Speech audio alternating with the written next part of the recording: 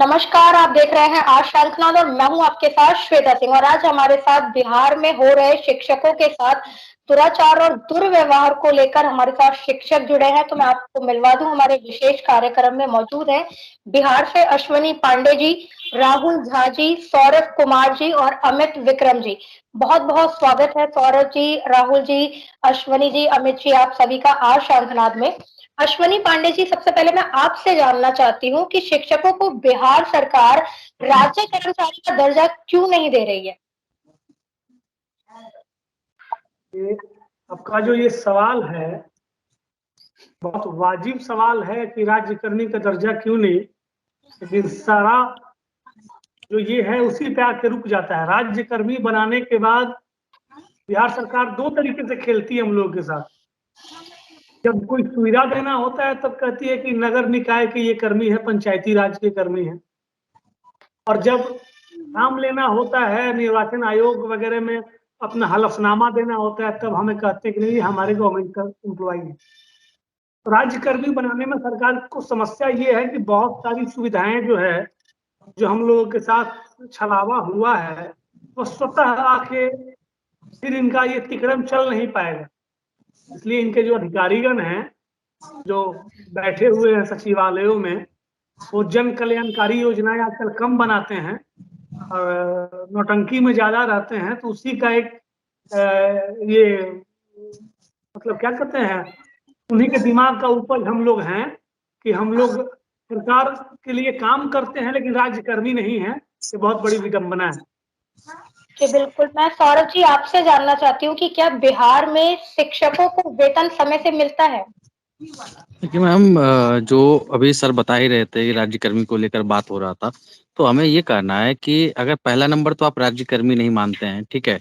और ना ही कोई सही वेतनमान आपने लागू किया हुआ है। सुप्रीम कोर्ट ने निर्देश भी दिया था कि जो आपके टेट शिक्षक हैं, वो वेल क्वालिफाइड शिक्षक हैं, तो उनको आप जो है विशेष लाभ दे सकते हैं। तो उस पे भी कोई अमल किया गया नहीं बिहार सरकार के द्वारा।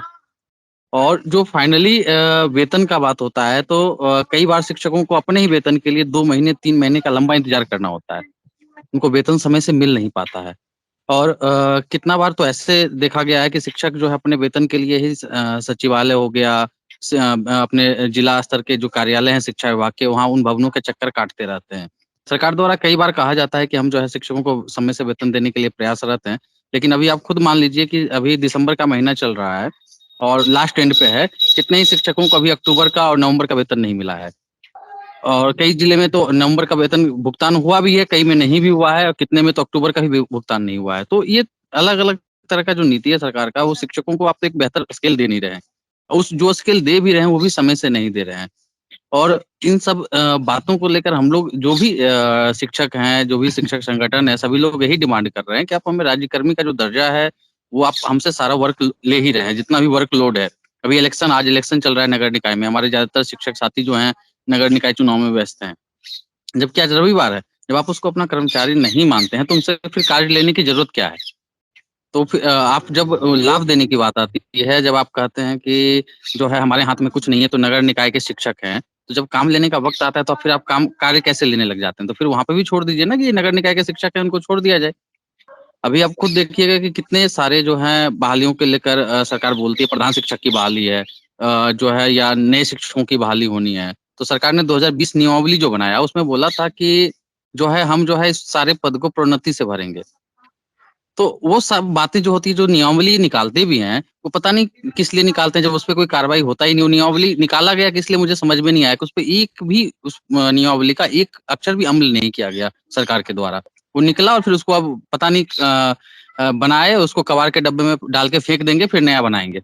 बस यही काम होता है कि वो नया-नया हमेशा इंट्रोड्यूस करते रहते हैं नियमावली से, लेकिन उसपे कोई काम होता नहीं है। यहाँ तक कि स्थानांतरण का हमारे जो शिक्षक साथी हैं, सोनी सर हैं, अमित सर हैं, इस लगातार संघर्ष कर रहे हैं स्थानांतरण को लेकर काफ़ी लंबे टाइम से। राज्यकर्मी का दर्जा का तो माँग कर ही रहे हैं, स्थानांतरण को लेकर भी काफ़ी लंबे से ये लोग संघर्ष कर रहे हैं। हम लोग तो अभी जॉइन किए हैं नए साल में। लेकिन इन लोगों को अभी तक मतलब सोचिए ना कि 2012 से अभी तक स्थानांतरण नहीं किया गया है। लंबा 10 साल हो गया, ये स्थानांतरण नहीं इनको मिल पाया है। तो ये सब सोचने पे हैरानी होती है कि आखिर सरकार चाहता क्या है? कुछ देने को है नहीं, सारा काम इनसे लेना है। तो यही सारी बातें हैं। जी बिल्कुल। राहुल जी, मैं आपसे जानना चाहूंगी, स्थानांतरण पर ही मेरा आपसे सवाल होगा कि क्या शिक्षकों का बिहार में स्थानांतरण किया जाता है? नहीं मैम, फिलहाल मैं अभी जुड़े हुए जो भी हैं हमारे सीनियर हैं, अश्वनी सर, अमित विक्रम सर और हमारे कलीग हैं सौरभ, सभी से जो भी बातें हैं अभी स्पष्टता के साथ सौरभ और अश्वनी सर की बात को हमने समझा है। बात है मैम स्थानांतरण की, तो पहली बात कि बिहार सरकार हमें कर्मचारी मानती ही नहीं है। हम शिक्षक हैं, हमें हमारा पद ही नहीं है शिक्षक का, हम नियोजित हैं। हमारा पद जो है, एक जब हमारा जो गरिमा है, सहायक शिक्षक का जो गरिमा है, वो बस और बस हमें राज्यकर्मी की दर्जा मिलने से ही मिलेगा। और राज्यकर्मी का मांग जो हमारे जितने भी शिक्षक हैं उनका बहुत पहले से ही आता रहा है, और हम लोग भी अब जुड़े हैं इस चीज में, तो हम लोगों का भी एक मोटिव हो गया कि हमें राज्यकर्मी का दर्जा चाहिए। स्थानांतरण तो समझिए एक तरह से सपना हो गया। अभी तो हम लोग का साल भी नहीं लगा है ज्वाइन हुए, लेकिन जो भी पूर्व में ज्वाइन किए हैं, ऐसा स्थिति, ऐसा नौबत है कि एक ऐसा महिला है, शादी किए हैं, जिनका ससुराल में ज्वाइन किए हैं और मतलब अपने मायके में ज्वाइन किए हैं, और शादी होने के बाद ही घर बसा लिए हैं मायके में, और वो रो रहे हैं कि हमें स्थानांतरण दिया जाए, हमें स्थानांतरण दिया जाए। लेकिन सरकार को किसी भी प्रकार का इसमें ना वित्तीय बोझ भी लगती है, ना सरकार को इसमें किसी तरह का कठिनाई है, फिर भी आखिर सरकार स्थानांतरण को लटका के रखी है। तो ये कहीं ना कहीं बिहार में शिक्षकों के साथ बेकार रवैया सरकार अपना रही है, और इसलिए सभी शिक्षकों का मांग राज्यकर्मी का जोर जबरदस्त तरीके से इसलिए रखा गया है कि राज्यकर्मी का जैसे ही हमको जैसे ही दर्जा मिलता है, तो स्वतः ही हमारे समस्याएं, स्थानांतरण संबंधी जो समस्याएं हैं वो स्वतः समाप्त हो जाएंगी। क्योंकि अभी हम लोग 9000 नियोजन इकाइयों में बटे हुए हैं, और सरकार कहती है कि हमको बहुत तरह से नियोजन इकाई का ये कर्मचारी है, ये कर्मचारी हमारा नहीं है, तो हमको बहुत तरह से मुसीबत आएंगे, हम पोर्टल बनाएंगे। लेकिन राज्य कर्मचारी जैसे ही हम हो जाएंगे, तो हम एक बिहार सरकार के कर्मचारी बनकर रह जाएंगे, और बिहार सरकार का जब हम कर्मचारी बन के रह जाएंगे, तो बिहार सरकार अपने कर्मचारी को किसी भी जिला में, किसी भी प्रखंड में और किसी भी पंचायत में कभी भी स्थानांतरण करने के लिए जो है स्वतंत्र है, उसको किसी प्रकार की समस्याएं नहीं आएंगी। दूसरी बात कि राज्य कर्मचारी हम लोग इतना घाटा सह रहे हैं, हम तो वैसे तो मैं तो आभार व्यक्त करता हूं अपने पुराने सभी सीनियर शिक्षकों का, कि हम लोग जो है सो मतलब जो अभी जो भी हम लोग वेतन में आए हैं, वो इन्हीं लोगों के संघर्ष का परिणाम है, और इन्हीं लोगों के संघर्ष के परिणाम के कारण जो भी एक सम्मानजनक स्थिति में हम लोग आए हैं। लेकिन अभी भी हमारी मांग बहुत अधूरी है, अभी भी हम उस जिस सम्मान के लायक हैं वो सम्मान हमको मिल नहीं रही है। क्योंकि राज्य कर्मचारी की दर्जा मिलेगी तो हम लोगों को जो है स्थानांतरण मिलेगी, एमएससीपी का लाभ होता है, जो कि 10 साल तक जो महंगाई भत्ता जो बढ़ता रहता है वो स्वतः मूल वेतन में आपको जुड़ जाएगा। बेसिक वेतन हम लोगों का ऐसे ही हाइक होगा। तो तरह तरह की समस्याएं अभी वर्तमान में हम लोगों को है, और हम लोगों को फुल स्केल नहीं दिया जा रहा है, मतलब तो हम लोगों की मांग है पूरी तरह से जबरदस्त तरीके से।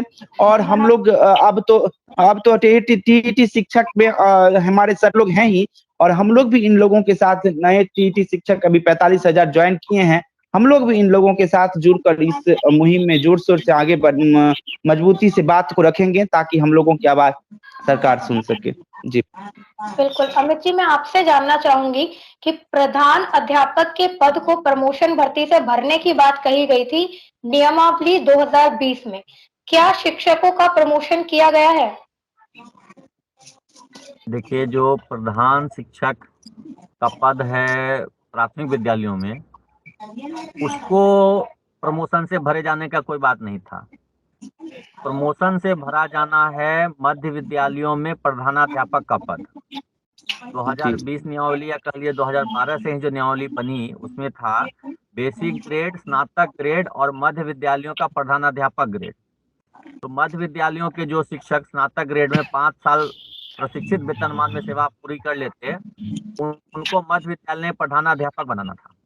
और ये जो प्राइमरी स्कूल्स में यानी कि प्राथमिक 1 to 5 के विद्यालयों में प्रधान शिक्षक की बहाली की बात है, ये मूलतः समग्र शिक्षा अभियान के तहत केंद्रीय एजेंसियां जो हैं उनका दबाव रहा है कि नियमित तौर पर प्रधानाचार्य या प्रधान शिक्षक की नियुक्ति होनी चाहिए। उसी के लिए परीक्षाएं ले रही थी। लेकिन इन सबसे दीगर बात है प्रमोशन का। तो प्रमोशन की जो पूरी प्रक्रिया है वो कह लीजिए कि जब से ये नियोजन की प्रक्रिया शुरू हुई है तब से ठप पड़ी हुई है। बेसिक ग्रेड के शिक्षकों को स्नातक ग्रेड में कैसे प्रमोशन मिलेगा इसकी कोई प्रक्रिया का उल्लेख नहीं है। स्नातक ग्रेड के जो शिक्षक है उनको मध्य विद्यालय में प्रधानाध्यापक बनना है, उसके लिए नियम भी है 5 साल की सेवा पूरी होनी चाहिए प्रशिक्षित वेतनमान में, उसका भी अनुपालन नहीं हो रहा है। तो हर तरीके से शिक्षकों को क्रश किया जा रहा है, उनका शोषण किया जा रहा है ताकि वो मानसिक तौर पर व्यथित रहें, दुखी रहें और अपना अध्यापन का जो कार्य है, शिक्षण का जो कार्य है वो अच्छे से नहीं कर पाए। और इन सब के पीछे मूल वजह यह है कि वर्तमान की जो सरकारें रही हैं 2003 से लेकर आज तक, किसी सरकार की यह मंशा नहीं रही है कि सरकारी विद्यालयों में शिक्षा अच्छे शिक्षक आए, अच्छा उनको वेतनमान मिले, अच्छी शिक्षा वो एकदम स्वच्छंद वातावरण में निर्भीक होकर के बच्चों को अच्छी शिक्षा दे सके। तो मूल रूप से जो पॉलिसी मेकिंग है वही गलत है, जो इनका इंटेंशन है वही गलत है। इसी वजह से शिक्षकों को विभिन्न बहानों से शोषित किया जाता है, प्रताड़ित किया जाता है ताकि शिक्षक अपना जो मूल कार्य है उसको नहीं करे और मन ही मन दुखी रहें, व्यथित रहें और बिहार की जो शिक्षा व्यवस्था है वो यूं ही गर्त में जाती रहे। बिल्कुल। अश्वनी जी, मैं आपसे जानना चाहती हूँ, आप लोगों को बिहार के शिक्षकों को आंदोलन क्यों करना पड़ रहा है? ये तो इस सवाल का जवाब तो सारे लोगों से आपने पूछा, सारे भाइयों ने जो जवाब दिया उसी में छुपा हुआ है। जिसको इतना दबाया जाएगा वो क्या करेगा? न्यूटन का थर्ड लॉ है कि क्रिया के विपरीत प्रतिक्रिया होगी, तो इतना दबाया जाएगा तो जब तक बर्दाश्त होता है बर्दाश्त किया जाता है। जब पानी सर से ऊपर हो जाता है तो मजबूरी रहता है आंदोलन करना। जाना कौन चाहता है आंदोलन में? ये तो सरकारें मजबूर करती हैं आंदोलन करने के लिए अपनी नीतियों के चलते। आपने पहले सवाल पूछा था राज्यकर्मी का, हम लोग कोर्ट में केस किए हुए थे। राज्यकर्मी के दर्जा के लिए माननीय हाई कोर्ट ने डायरेक्शन दिया हुआ है सरकार को कि उस पर विचार करिए। कारण ये है कि आंगनबाड़ी की एक बहाली में उसको ये नहीं किया गया, मतलब नियोजित शिक्षक के परिवार वालों को भर्ती नहीं की गई कि ये सरकारी कर्मचारी हैं। जहाँ हमें लाभ लेने की बारी आती है वहां आप हमारे परिजन को ये कह के छांट दिए कि वो गवर्नमेंट एम्प्लॉई हैं, उनको आंगनबाड़ी में वैकेंसी नहीं की गई, उनकी भर्ती नहीं की गई, और सुविधा देने के नाम पे ये लोग हमें राज्यकर्मी नहीं मानते हैं। तो भांति भांति से हम लोगों को मतलब प्रताड़ित किया जाता है, शोषित किया जाता है। तो क्या होगा? इसका नतीजा यही ना होगा कि जब तक चल रहा है, जब पानी सर से ऊपर जाता है तो आंदोलन का रूप लेता है। आंदोलन हम लोग बार बार नहीं करते हैं। यही सलाह मैं अभ्यर्थियों को भी दूंगा। आंदोलन किसी भी संगठन के लिए जो है ब्रह्मास्त्र होता है। एक बार अपने रामायण महाभारत देखा होगा, जब शत्रु बड़ा तताई हो जाता है और बहुत मतलब रक्तपात करने लगता है तब ब्रह्मास्त्र का संधान किया था। तो ऐसे ही आंदोलन हम लोग जब सर से ऊपर निकल जाता है, निकल जाती है, तब हम लोग आंदोलन का सहारा लेते हैं। और आंदोलन इस ढंग का होता है कि कुछ ना कुछ लेके आना पड़ता है। तो मेरा ये अनुरोध जो शिक्षक अभ्यर्थी आपके चैनल को देख रहे हैं और सुन रहे हैं उनसे भी है कि हर एक सप्ताह वो लोग आंदोलन न करें, फिर आंदोलन का महत्व घट जाएगा। एक बार करें, मजबूती से करें और कुछ लेके लौटें। तो आंदोलन करना ना अभ्यर्थी चाहते हैं ना शिक्षक चाहते हैं, मजबूर किया जाता है आंदोलन करने के लिए, प्रताड़ित करके, शोषित करके। जी बिल्कुल। सौरभ जी, मैं आपसे जानना चाहती हूँ कि आपको क्या लगता है कि बिहार में शिक्षकों के साथ इतना भेदभाव क्यों किया जा रहा है? क्या वजह हो सकती है इसके पीछे? देखिए, सबसे जो शुरुआती स्तर पे ही जो बहालियां जब से नीतीश सरकार जो है अपने अस्तित्व में आई, शुरू से ही वो शिक्षकों का जो पद है ना वो सिर्फ रोजगार के लिए बनाकर रखती कि आप जो है शिक्षक हैं, मतलब शिक्षक की जरूरत है स्कूलों में, तो हम जो है शिक्षक नहीं एक रोजगार देंगे जिससे कि हमारा एक वोट बैंक बनेगा। तो शुरुआती स्तर पे उन्होंने मतलब कि डिग्री लाओ नौकरी पाओ का अपना जो अभियान था वो चला दिया।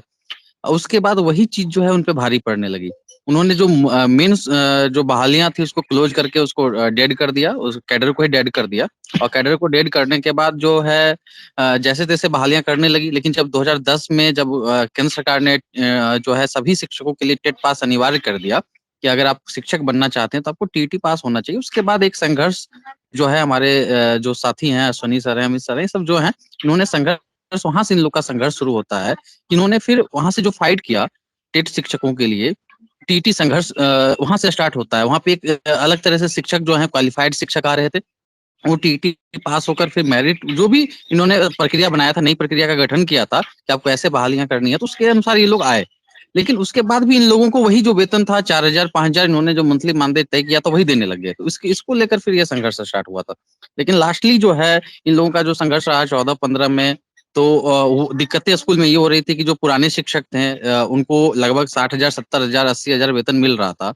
वहीं पे सेम वर्क कर रहे हैं जो हमारे साथी हैं, जो हमारे सीनियर सर हैं, इन सबको जो है 4000 5000 या 10,000 का मानदेय देकर इनसे काम करवाया जा रहा है, सेम वर्क करवाया जा रहा है, दोनों से सेम काम करवाया जा रहा है। लेकिन दोनों के वेतन में आकाश जमीन का अंतर रख दिया गया था। उसको लेकर जो संघर्ष स्टार्ट हुआ, उसके बाद इन्होंने फिर जाके 2015 में, लगभग 15 में जाके एक जो है वेतनमान जो होता है, इसे चाइनीज वेतनमान भी कहा जाता है, उसको एक सिलेक्ट कर दिया कि ठीक है आपको स्केल दिया जाएगा। लेकिन वो स्केल इतना भर है कि बस एक स्केल दिखाने भर का है और कुछ है नहीं उसमें खास। तो उसके बाद फिर इन लोगों का जो भी संघर्ष रहा, उसका नतीजा रहा कि जो हम लोग नए शिक्षक जो ज्वाइन किए उनको एक बेहतर स्केल मिल रहा है। लेकिन वो काफी नहीं है। आज के डेट में अगर आपको 20,000 18,000 20,000 रुपए वेतन दिया जाए और फिर वहीं पे आपके साथ जो शिक्षक पढ़ा रहे हैं, जो कार्यरत है, वहीं पे सामने आपको 80,000 का वेतन उनको दिया जाए, तो फिर अपने आप में सोचने पे शिक्षक मजबूर हो जाते हैं कि आखिर ये ऐसा स्पेशल क्या कर रहे हैं जो हम नहीं कर रहे हैं। जबकि वो एक पुराने ढर्रे से जो अपनी पढ़ाई लिखाई वो जारी कर रहे हैं, लेकिन हम लोग को जो नई शिक्षा नीति के तहत जो भी एजुकेशन सिस्टम है उसको हम लोग लागू कर रहे हैं। उसके बाद भी ये जो भेदभाव है उसको लेकर शिक्षकों ने आवाज उठाया। अभी आप देखिए खुद ही जो है सरकार की जो कूटनीति है, इसमें आप समझने का कोशिश कीजिए। जो प्रधान शिक्षक की बहाली है उसको राज्यकर्मी का दर्जा देकर ये लोग कर रहे हैं। उसको एक मतलब जो भी स्केल दे रहे हैं, बेहतर स्केल तो उनको भी नहीं दिया जा रहा है, लेकिन एक राज्यकर्मी का दर्जा दिया जा रहा है। तो क्या होता है ना, अगर नियोजित, हम लोग को बोला जाता है नियोजित शिक्षक, तो जब पुराने शिक्षक तो रिटायर हो जाएंगे जो रेगुलर हैं, फिर ये नए लाएंगे हम लोग को दबाने के लिए, क्रश करने के लिए। भेदभाव स्कूलों में कैसे बना रहेगा उसके लिए फिर क्या करेंगे, जो प्रधान शिक्षक है उनको राज्यकर्मी का दर्जा देकर भेजेंगे हमारे सामने। फिर क्या है कि दोनों में फिर वही जो होता है ना, जो भेदभाव बना हुआ है, जो पहले से बना हुआ है, आगे भी कंटिन्यू करता रहेगा। और स्कूलों की स्थिति बेहतर होने के बजाय जो सरकार की नीति है कि जो नियोजित शिक्षक हैं उसको क्रश करने का, वो जारी रहेगा। अभी आगे आने वाली जो बहालियां हैं उसमें अभी आप देखिएगा कि यही सेम नीति अपनाई जा रही है। एक दूसरे को आपस में लड़वा देते हैं। एक ही मतलब क्या होता है कि जो 7वें चरण के अभ्यर्थी हैं उसको आपस में ही लड़वा देंगे और फिर होगा क्या, सरकार अपना आराम से बैठती है कि ये तो अभ्यर्थी फाइट कर रहे हैं, इन्हें बरगलाया जा रहा है, ये लोग तो दूसरे के कहने पे आंदोलन करते हैं। तो एक्चुअली यही चीजें जो है सरकार हमेशा कूटनीति आपस में ही फैलाते रहती है, कि कूटनीति खेलती है कि अभ्यर्थी और शिक्षक जो है आपस में ही लड़ते रहे। जी बिल्कुल राहुल जी, मैं आपसे जानना चाहूंगी कि 2020 नियमावली के अनुसार बिहार सरकार ने अब तक कितने पद जो है प्रधान अध्यापक के भरे हैं?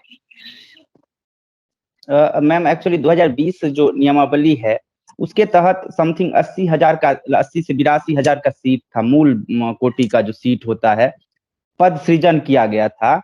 उसमें अप्रॉक्स में 40,000 कुछ समथिंग प्रधानाध्यापक के लिए उसी शिक्षकों के पद में से काट कर उस पर जो है सो बीपीएससी के माध्यम से विज्ञप्ति निकाली थी। लेकिन वस्तु स्थिति ये थी उसमें कि उसमें बहुत तरह की विसंगति थी। मान लीजिए कि उसमें जो अनुभव की बाध्यता थी, जो तरह की जो बातें थी, जो अभी जैसे अभी स्टे लगा है उस पर 22 दिसंबर को एग्जाम होने वाली थी, एडमिट कार्ड भी निकल गया था प्रधान शिक्षक वाला। तो उसमें क्या हुआ कि कुछ उर्दू टीईटी वाले जो शिक्षक थे वो कोर्ट गए और कोर्ट ने उस नियमावली को ही जो है सो मतलब संशोधन करने के लिए जो है सो दिशा निर्देश दे दिया। तो ये बात कहीं से भी उचित नहीं है कि कोई जो मूल कोटि का जो हेलो एक मिनट मूल कोटि का जो सीट था, वही सीट को जो है सो प्रधान शिक्षक के रूप में जो है सो काट लिया गया, जो कहीं से भी उचित नहीं है। एक तो युवाओं के साथ भी ये छलावा हुआ, और कहीं ना कहीं जो है सो प्रधान एक किसी भी विद्यालय के प्रधान शिक्षक को बहुत सारी सरकार ने इस तरह से आफत में उसको लटका दिया है कि वो हमेशा कागज में ही हमेशा जो है सो व्यस्त रहते हैं, चाहे जो भी रीजन से हो। उतने तरह की समस्या कागजी कार्रवाई होता है। हम तो शिक्षा विभाग में देखते हैं कि रोज कम से कम 20 से 25 जो है सो हमेशा कागज ही निकलता, आज ये जमा कीजिए, आज वो जमा कीजिए, उसका तो कोई वर्णन ही नहीं है। तो प्रधान शिक्षक को आप एक तरह से पद बना के प्रधान शिक्षक स्कूल का मेंटेनेंस के लिए आप भर रहे हैं, ऊपर से आप हैं कि उनसे जो है सो मतलब उसमें से शिक्षक पद भी काट दिए हैं। और अभी तक 2020 में वो जो नियमावली बनी और 20 में जो पद कोटि काटा गया, 2 साल बीत गए हैं, ना प्रधान शिक्षक की बहाली हो पाई है, और ना ही हमारे जो है सो नए शिक्षक अभ्यर्थी जो संघर्ष कर रहे हैं, बार बार लड़ाई लाठी खा रहे हैं, बार बार उन पर अत्याचार हो रहा है, ना उनकी भर्ती अभी तक कोई विज्ञापन निकल पाई है। तो आखिर सरकार की क्या मंशा है, क्यों इतना नकारात्मक है शिक्षक के प्रति? क्योंकि ये तो स्वाभाविक बात है, जिस राज्य या जिस देश के शिक्षक दुखी रहेंगे, वहां का जो बहुत बेहतर कल्पना नहीं लगता है कर सकता है कोई बिहार में कि बहुत अच्छा हो जाए। क्योंकि एक शिक्षक के हाथ में वो ताकत होती है कि किसी भी छात्र छात्रा को जो है सो आईएएस डॉक्टर तक भी पहुंचा सकता है, और एक छात्र छात्रा को रोड पर भी खड़ा करके ला सकता है। तो उनकी इस मान मर्यादा का सम्मान सरकार को करनी चाहिए, जो उनका अधिकार है वो उनको मिलना चाहिए। क्योंकि शिक्षा हम तो देखे हैं अरविंद केजरीवाल जी को, एक बयान उनका सुने थे कि भाई शिक्षक दुखी रहेगा तो कैसे स्कूल में पढ़ा पाएगा। उनका बहुत अच्छा ये बयान, शिक्षक दुखी रहेगा तो कैसे स्कूल में पढ़ा पाएगा। घर से किसी को, अगर शिक्षक का काम है पढ़ाना ही, तो हम घर के नजदीक ही अगर दे देंगे उनको, तो क्या दिक्कत है? क्यों घर के हम वो 50 किलोमीटर दूर में रहेंगे नौकरी करने के लिए, हमेशा देखते रहेंगे छुट्टी का लिस्ट की कब छुट्टी होगा कि घर पर जाने को मौका मिलेगा। आखिर इस तरह की क्या पॉलिसी है भाई?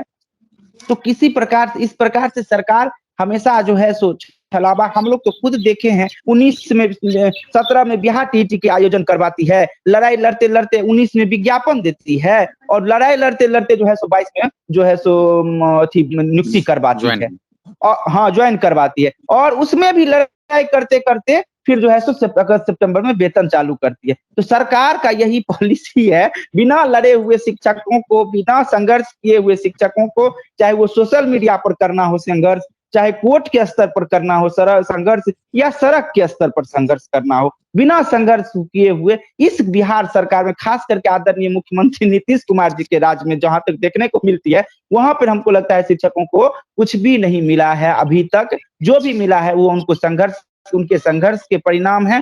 अभी भी बहुत अधूरी लड़ाई हमारी बाकी है।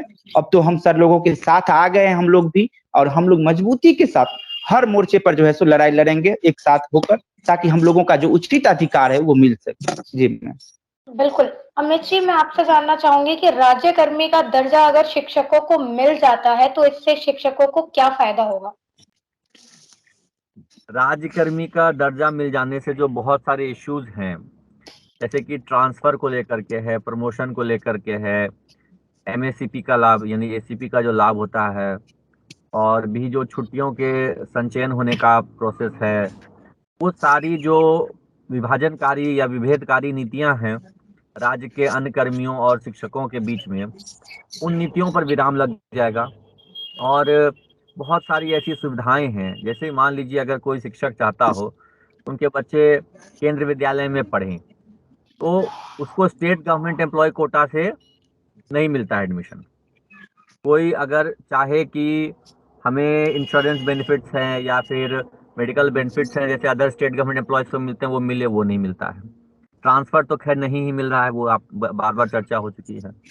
और लोन भी है, अगर गवर्नमेंट एम्प्लॉय हैं तो उनको एक अलग तरह के लोन में छूट मिलती है, परसेंटेज में, इंटरेस्ट रेट में, वो सब नहीं मिल पाता है। तो छोटी छोटी चीज़ें बहुत सारी जो है हमारी जो समस्याएं हैं वो आसान हो जाएंगी, और कहीं ना कहीं शिक्षकों के बीच में एक आत्मसंतोष की भावना आएगी। जो सबसे बड़ी बात है कि हम अपने आप को अभी 4th ग्रेड से भी नीचे समझते हैं, इसलिए समझते हैं कि जो सरकार का एक चपरासी है वो हमसे बेहतर पे स्केल पर है वो हमसे बेहतर सुविधाएं हासिल कर पा रहा है, उसके बच्चे हमसे बेहतर जगह एडमिशन ले पा रहे हैं हमारे बच्चों से। तो ये सारी सुविधाएं हमारे भी लोगों को मिले, हमारे साथियों को मिले, इसके लिए बहुत जरूरी है कि राज्यकर्मी का दर्जा मिले। राज्यकर्मी का दर्जा मिलने से ही एक जो शिक्षा व्यवस्था में जो सकारात्मक वातावरण है, एक सकारात्मक संदेश जाएगा, इन्हें सरकार कुछ सकारात्मक सोच रही है। हमारी और भी मांगे हैं और भी बड़ी लड़ाई है, लेकिन एक ये छोटी सी कड़ी है कि राज्यकर्मी का दर्जा तो कम से कम हम बेयर मिनिमम मांग रहे हैं। राज्यकर्मी का दर्जा हमारी कोई अंतिम मांग नहीं है, हमारी मांग तो नियमित शिक्षकों के समान वेतनमान की है।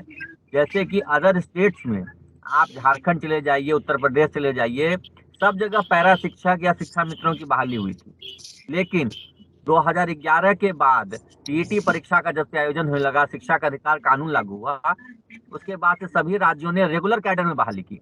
हमारे बिहार में तो विभेदकारी नीति के तहत टीईटी पास शिक्षकों को भी शिक्षा मित्रों के साथ एक ही कैडर में 6000, मैंने जब ज्वाइन किया था जुलाई 2013 में, तो मेरा वेतन मात्र 6000 रुपया था, उस कैटेगरी में डाल दिया था मैं। हमने लड़ाई लड़ करके आज हम एक लेवल पे पहुंचे हैं, लेकिन हमारी उस बड़ी लड़ाई का एक छोटा सा बेयर मिनिमम मांग है कि राज्यकर्मी का दर्जा हमें दे दीजिए।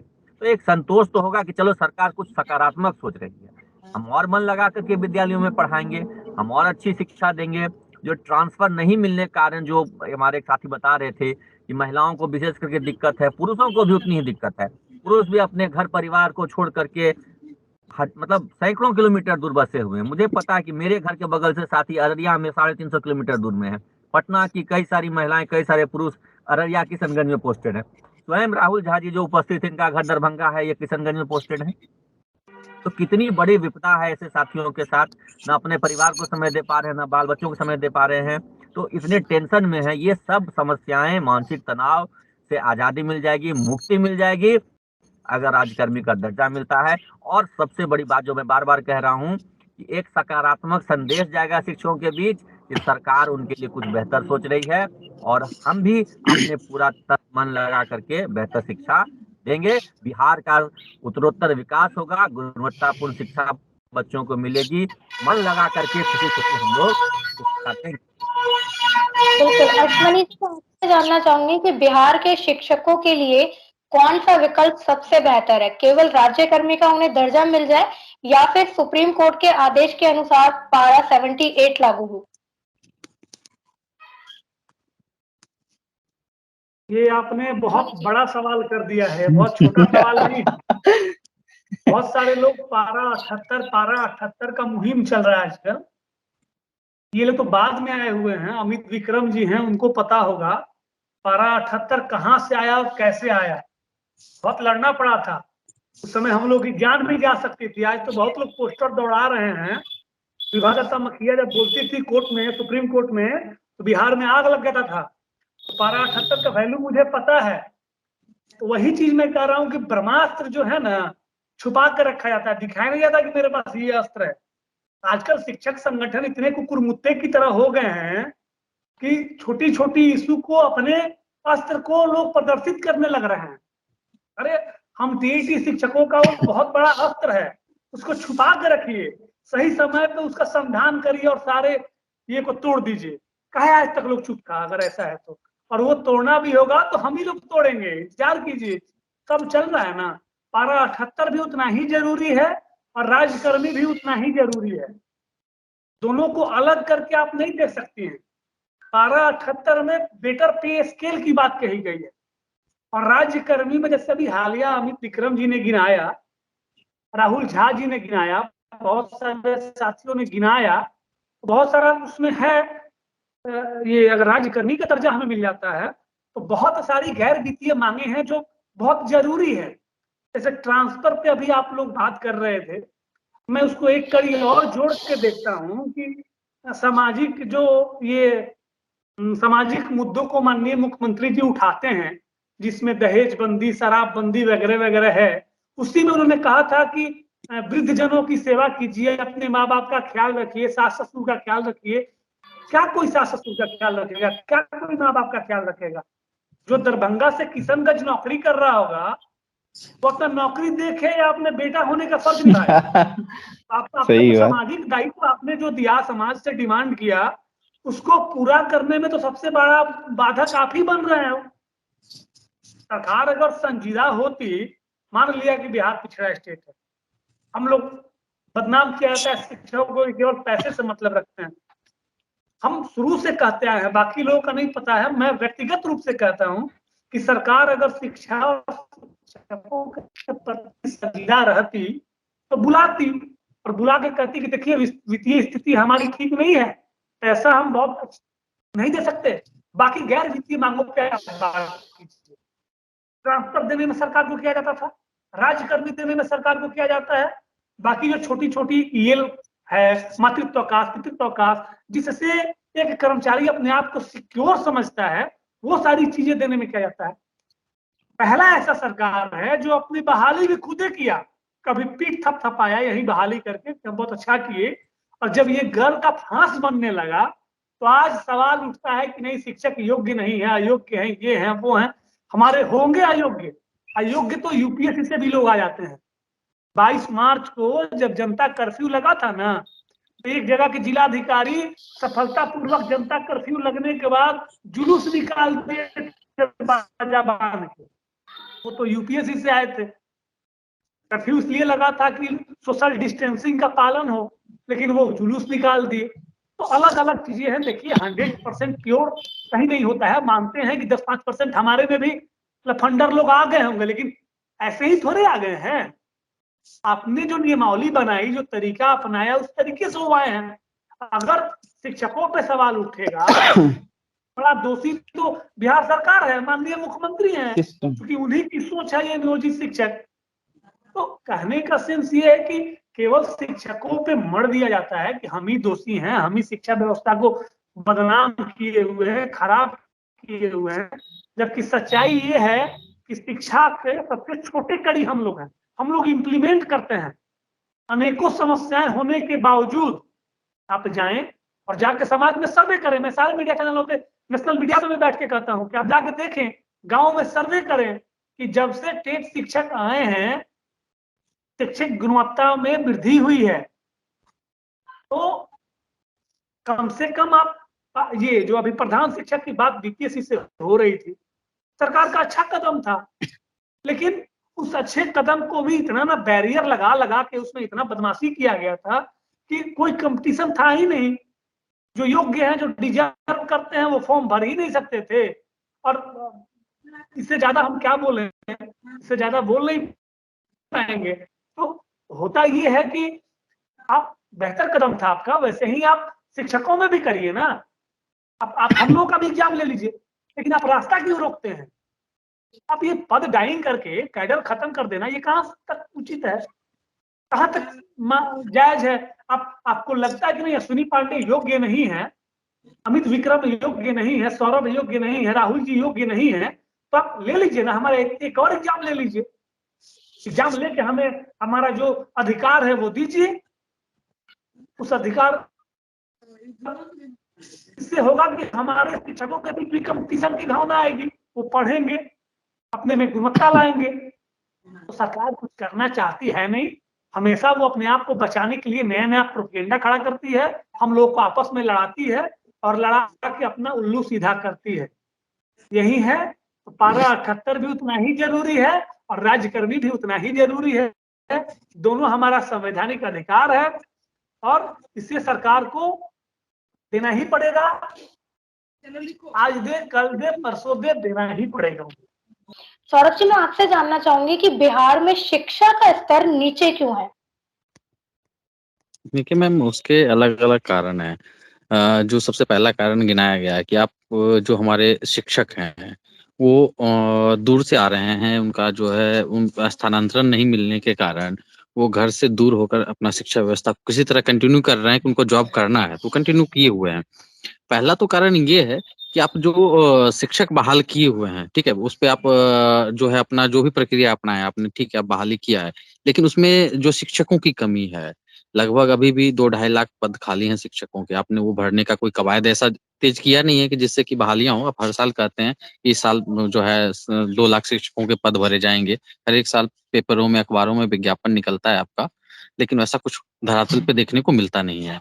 दूसरा बात है कि आप जो है बच्चों को स्कूल लाने के लिए जो है खिचड़ी योजना है, साइकिल योजना है, पोशाक योजना है, ये सब देते हैं, लेकिन जो है बच्चों को शिक्षा देने के लिए क्या दे रहे हैं, इस पे तो कभी चर्चा होता ही नहीं है।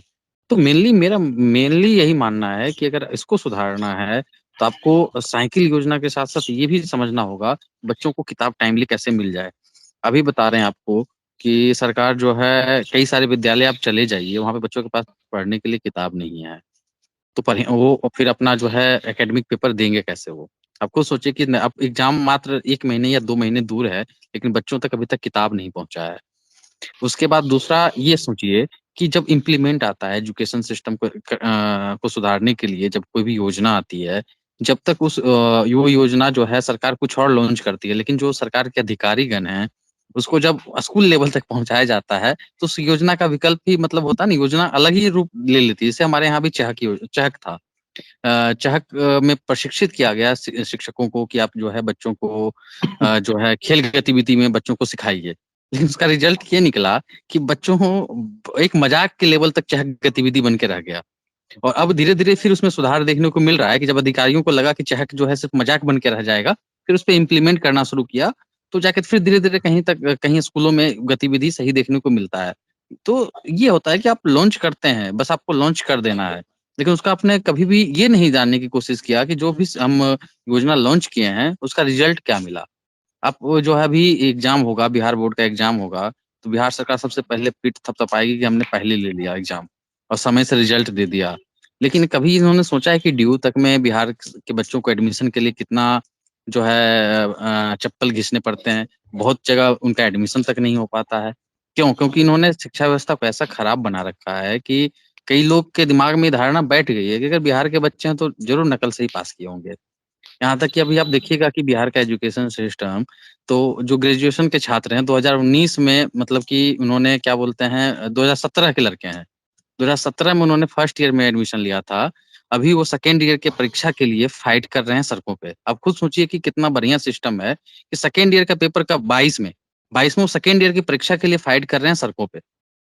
तो ये सब जो चीज़ें होती है, तो इससे आप क्या उम्मीद करते हैं कि अब बताइए कि क्या अधिकारी को या शिक्षा विभाग को ये नहीं पता है कि लड़के सेकंड ईयर का परीक्षा 22 में भी नहीं दे पाए हैं? वो लड़के यहाँ पे रिज़ल्ट के लिए भी हंगामा करते हैं, परीक्षा देने के लिए भी हंगामा करते हैं। उसके बाद क्या बोलते हैं परीक्षा हो जाता है तो बहाली निकलवाने के लिए भी हंगामा करते हैं। बिना हंगामा के इनका कोई सिस्टम ही नहीं है। आपको बता देते हैं कि हम ही लोग का जो टीईटी का आयोजन किया था सरकार ने, तो आपको आयोजन करवाने के लिए लड़के हंगामा किए कि आप टीईटी का आयोजन करवाइए। अगर टीईटी का आयोजन हो गया तो फिर परीक्षा समय से हो उसके लिए लड़के लोग आंदोलन कर रहे हैं। फिर पता चला कि परीक्षा हुआ तो उसमें क्या बोलते हैं क्वेश्चन गलत सेट किया गया। अब बताइए कि आपसे 150 क्वेश्चन सेट नहीं किया जाता है सही से, जिस अधिकारी से आपका इतना अधिकारी जो पूरा आपके पास संस्थान है, वो संस्थान आपसे 150 क्वेश्चन सेट नहीं कर पाता है। तो सबसे पहले खत्म संस्थान तो आप ही का है, शिक्षकों पे आप बाद में आरोप लगाइए। पहले ये देखिए कि जो अधिकारी आपका 150 क्वेश्चन सेट नहीं कर पाता है, वो अधिकारी बनने लायक है कि नहीं है, उसके अंदर योग्यता है कि नहीं है। तो वो चीज़ें मायने रखती है। उसके बाद आप जो है रिज़ल्ट का प्रकाशन करते हैं, फिर वो कोर्ट में चैलेंज हो जाता है, तो फिर आप दोबारा रिज़ल्ट का प्रकाशन करते हैं, तिबारा करते हैं। तो आप रिज़ल्ट का प्रकाशन करने में 2 साल बिता देते हैं, उसका विज्ञापन निकालते हैं। और विज्ञापन आपका धक्के खा-खा के विज्ञापन में आपको बोलते हैं ना कि अभी प्रधान शिक्षक का बहाली कोर्ट का धक्का खा रहा है। आपको बताते हैं कि बिहार सरकार का कोई विज्ञापन निकाल लीजिए। हम आपको चैलेंज करते हैं कि 2002-3 के बाद का कोई भी विज्ञापन निकाल लीजिए जो बिना कोर्ट के धक्के खाए हुए सरकार ने समय से पूर्ण किया हो। सिंगल एक भर्ती का इतिहास नहीं है सरकार के पास में कि बिना कोर्ट गए हुए, बिना धक्के खाए, बिना आंदोलन के वो पूर्ण किया हो। और समय से तो मुझे नहीं लगता समय से कोई भी भर्ती यहाँ पूर्ण होती है। खास करके शिक्षक भर्ती तो हमको लगता है सालों-साल चलते रहता है। 17 में शुरू होता है, हम लोग का बहाली मूलतः 17 में शुरू हुआ और जाके 22 में खत्म होता है। आपको एक शिक्षक बनने के लिए जब आपके पास योग्यता है तब आपको 5 साल लगता है। तो ये सब से आप फिर उम्मीद करते हैं कि बिहार में शिक्षा व्यवस्था सुधार कर दिया जाएगा। ना शिक्षक है आपके पास में, ना सिस्टम है आपके पास में। सिस्टम बस ये है कि कागज़ों पे कार्रवाई पूर्ण हो जाए और उसके बाद उम्मीद किया जाता है कि बिहार के शिक्षक जो हैं और बिहार के छात्र जो हैं वो अच्छा प्रदर्शन करें। मुझे नहीं लगता क्योंकि जितने भी छात्र आप देखते होंगे कि यूपीएससी में जो कई सारे हमारे बिहार के साथी जो हैं, बिहार के लड़के जो हैं अच्छा करते हैं, तो उनका इतिहास पलट के देख लीजिए कि कहाँ से पढ़े हैं। बस बिहारी होने का ठप्पा लग जाता है तो मुख्यमंत्री जी जो है बधाई संदेश लिख देते हैं सबके नाम। लेकिन ये नहीं जानते कि आपका योगदान उसमें कितना रहा। ना ही मुख्यमंत्री जी का योगदान होता है, ना ही शिक्षा मंत्री का योगदान होता है। बस बधाई संदेश देने के लिए सभी के मैसेज और यूट्यूब और ट्विटर खुल जाते हैं। बस इतना ही बिहार का शिक्षा व्यवस्था में हमारे सरकार का योगदान है कि आपको जब आप कुछ अच्छा कर लीजिएगा दूसरे राज्य में जाके, तो आपको बधाई संदेश निश्चित तौर पे मिलेगा। बाकी इसके अलावा कुछ नहीं मिलेगा। आप रोड पे धक्के खाते रहिए। बिल्कुल, मेरा अगला जो सवाल है राहुल जी, वो इसी विषय में है आपसे और ये मेरा आखिरी सवाल होगा आज इस प्रोग्राम का। बिहार के बच्चों को अच्छी शिक्षा ग्रहण करने के लिए अन्य राज्यों में क्यों जाना पड़ता है? चूंकि मैम समस्या क्या है ना कि संसाधन की कमी है, सरकार के पास संसाधन की कमी है, सिस्टम की कमी है, जिसके कारण मजबूरन किसी बच्चों को, किसी हमारे बिहार के छात्र एवं छात्राओं को किसी अन्य राज्य में जाके शिक्षा ग्रहण करनी पड़ती है। एक समय में बिहार शिक्षा के क्षेत्र में सबसे अग्रणी हुआ करती थी, लेकिन आज अपने दुर्दीन पे रो रही है। तो उसका कारण है कहीं ना कहीं सिस्टम की कमी है। इसमें कोई दो मत है ही नहीं, इस बात को इनकार ही नहीं कर सकते हैं। चूंकि समस्या क्या है कि मैं कहना चाहता हूं कि अगर आप कहते हैं कि हमारे शिक्षक गुणवत्तापूर्ण शिक्षक नहीं है हमारे स्कूल में, विद्यालय में, तो भाई इसकी जिम्मेवारी किसकी है? आप करवाइए, बड़े बड़े संस्थान से उनको ट्रेंड करवाइए, बड़े बड़े संस्थान से प्रशिक्षण दिलवाइए। कोई थोड़े है 1 से 5 तक के या बेसिक जो एजुकेशन देने की बात उठती है, ऐसा थोड़े है कि शिक्षक में अगर परिवर्तन लाने का कोशिश कीजिएगा तो आप नहीं वो परिवर्तन नहीं आ सकता है। लेकिन क्या होता है, पदाधिकारी को आज स्कूल का आप स्थिति देखिए। पदाधिकारी जब स्कूल में इन करते हैं तो शिक्षकों को बच्चों के सामने जितना बेइज्जती होता है वो करके निकल जाते हैं। क्या वो शिक्षक मोटिवेट हो पाएंगे आगे कुछ काम करने के लिए? दूसरी बात कि सरकार का जो शिक्षण संस्थान है, सरकार की जो शिक्षण संस्थान है, एक ठो संस्थान में पहले सौरभ जी बता चुके हैं 5-5 साल तक डिग्री नहीं दिया जाता है। कोई अच्छा सिस्टमेटिक तरीका से सरकार शिक्षा पर ध्यान नहीं देती है। मान लीजिए कि वेतन आप 21% आप कहते हैं कि हमने शिक्षा का बजट बढ़ा के 21% कर दिया, लेकिन उस 21% में आपने इंफ्रास्ट्रक्चर पर कितना ध्यान दिया, इस बात पर ध्यान दीजिए। दूसरी बात कि समाज में जो एक दूषित माहौल पैदा कर दिए हैं शिक्षकों के प्रति, सरकार बोलती है, सरकार मंच से बोलती है, आपके पॉलिसी के तहत हर शिक्षक आए हैं और आप मंच से बोलते हैं कि गुण शिक्षक में तो कोई क्वालिटी नहीं, हमको आउटपुट दीजिए तब हम देंगे आपको। अरे वाह, गजब बात है। हम तो आज के डेट में चैलेंज करते हैं कि बताइए, हम लोग जो अभी शिक्षक आए हैं यहाँ पर, मैट्रिक, इंटर, ग्रेजुएशन, पीजी, उसके बाद प्रशिक्षण, टीईटी, उसके बाद शिक्षक भर्ती हुए हैं। आप जाइए, एक भी निजी स्कूल में चले जाइए, कुछ 2-4-5% निजी स्कूल की बात हम नहीं करते हैं, लेकिन आप एक भी निजी स्कूल में चले जाइए, देखिए, मेरे सामने में खड़ा कर दीजिए, मैट्रिक इंटर पास करके जो जाता है उसको रखता है वहां पे शिक्षक पढ़ाने के लिए। कहां से सकेगा?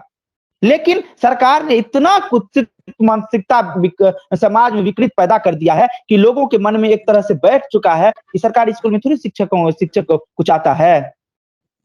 तो ये सब चीजें जो सरकार ने अभी बताइए, हम लोग सारे चीज प्रशिक्षण प्राप्त करके, टीईटी पास करके, सब कुछ पॉलिसी के तहत सरकार में आए हैं और 2 साल हम लोगों को अप्रशिक्षित वेतन मिल रहा है। कितना दुर्भाग्य की बात है। इतनी महंगाई के दौर में हम लोग अप्रशिक्षित वेतन 2 साल तक हम लोग जो है से ले रहे हैं। क्या हमारी गलती है वो बताइए? हम लोग शिक्षक प्रशिक्षित होते हुए भी हम लोग अप्रशिक्षित का वेतन पा रहे हैं। बेसिक ग्रेड फिक्स कर दिया गया, ना हमको ग्रेड पे मिल रहा है ना कोई सुविधा, बस अपना जिंदगी काट रहे हैं किसी तरह से। तो यही सारे सिस्टम है। दूसरी बात कि सरकार को खाली पेपरबाजी, मीडियाबाजी, सोशल मीडिया, इतना ही काम बच गया है और मूल जो समस्या है, मूल बेसिक जो है, उस पर कोई चीज नहीं है। भ्रष्टाचार इन द सेंस हम ये नहीं कहेंगे, हम किसी सरकार पर आरोप नहीं ले, लेकिन आप इवन ये चीज है कि आप कॉलेज सब में चले जाइए, उसमें आपको एडमिशन करवाने के लिए, वहां फॉर्म भरने के लिए, वहां पर आपको जो है सो किसी भी तरह के काम के लिए आपको जो है सो बातचीत करनी पड़ती है अलग से, उसके बाद ही आपको वहां पर उस जो प्रक्रिया है पूरा करवाया जाएगा। क्या है सिस्टम है? शिक्षा व्यवस्था जो सिस्टम को सुधार सकता है उसी पर ध्यान नहीं देना है। तो सरकार की तो पॉलिसी है, जनता को मूर्ख बना के रखो और चुनाव के समय में पैसा दो, वोट लो, हो गया, बात खत्म। इतना तक सीमित रह गया है। सिस्टम, तो कहाँ से सुधार की आप बात कर सकते हैं। फिर भी हम लोग आए हैं सिस्टम में, हम लोग हमें सुनने वाले जितने भी शिक्षक हैं, मैं उनसे भी निवेदन करूंगा कि अपने तरफ से आप बेस्ट देने का हमेशा प्रयास करेंगे। जरूर एक ना एक दिन रोशनी जागेगा, हमें एक ना एक दिन उजाला होगा, और समाज में जो हमारे प्रति एक गंदा भावना शिक्षकों के प्रति बैठ गया है, वो जरूर कभी ना कभी चेंज होगा, क्योंकि अब हम लोगों पर भी शिक्षा व्यवस्था का जिम्मेवारी है और हमको इसमें बढ़ चढ़ कर हिस्सा लेना है। सरकार से भी निवेदन होगी कि सरकार भी शिक्षकों को टॉर्चर करना बंद करें, उन्हें प्रोत्साहित करें। अधिकारियों द्वारा बार-बार टॉर्चर नहीं करवाया जाना चाहिए। हर शिक्षकों के धड़कन तेज रहता है। हम कहते हैं कि आइए ना पदाधिकारी चेक करे कि बच्चा पढ़ाई होता है कि नहीं स्कूल में, तो वो उनको इस पर कभी ध्यान नहीं है। क्यों नहीं अधिकारी, चेकिंग करने वाले अधिकारी सरकार के पास रिपोर्ट भेजते हैं कि बेसिक के ग्रेड के शिक्षक स्नातक ग्रेड के अभ्यर्थियों को, बच्चों को पढ़ा रहे हैं, स्नातक ग्रेड के अभ्यर्थी हाई स्कूल के बच्चों को पढ़ा रहे हैं। ये रिपोर्ट क्यों नहीं अधिकारी देते हैं सरकार को? इसलिए शिक्षा व्यवस्था इतना चरमराया हुआ है। एक भी स्कूल में स्नातक ग्रेड के शिक्षक नहीं है, बेसिक ग्रेड के शिक्षक स्नातक ग्रेड के परीक्षा बच्चों को घींच तीर के पढ़ा रहे हैं। क्यों नहीं भर्ती किया जा रहा है? इतना दयनीय स्थिति है कि पूछने का मत नहीं है। तब तो यही बात है कि आप सिस्टम में आ गए हैं तो चुपचाप रहिए, लड़िएगा तो आपको आएगा कोई कलम चला के निकल जाएगा, तो चुपचाप देखते रहिए, अपना दुर्दीन देखिए बिहार। तो यही है, यही सब समस्याएं हैं, बात बाकी और क्या कहेंगे। जी बिल्कुल, जिस राज्य का इतिहास रहा हो नालंदा विश्वविद्यालय, आज उसी राज्य में शिक्षा का स्तर इतना नीचे जा चुका है कि वहां के बच्चों की अगर बात की जाए, शिक्षकों की बात की जाए, पूरा शिक्षा जो है सिस्टम ही पूरा चरमराया हुआ है। आखिर कब बिहार में शिक्षा का स्तर एक बार फिर नालंदा विश्वविद्यालय जैसा होगा, ये बहुत बड़ा एक सवाल है कि वहां की सरकार कब शिक्षा के ऊपर अपना ध्यान देगी, क्योंकि किसी भी राज्य को अच्छा होने के लिए शिक्षा बेहद ज्यादा जरूरी होता है, तभी राज्य का विकास संभव हो पाएगा। हमारे सभी दर्शकों का बहुत बहुत आभार। राहुल जी, सौरभ जी, अमित जी, अश्वनी जी, आप सबका भी बहुत बहुत आभार। इसी तरह आप सभी देखते रहिए आज श्रृंखला।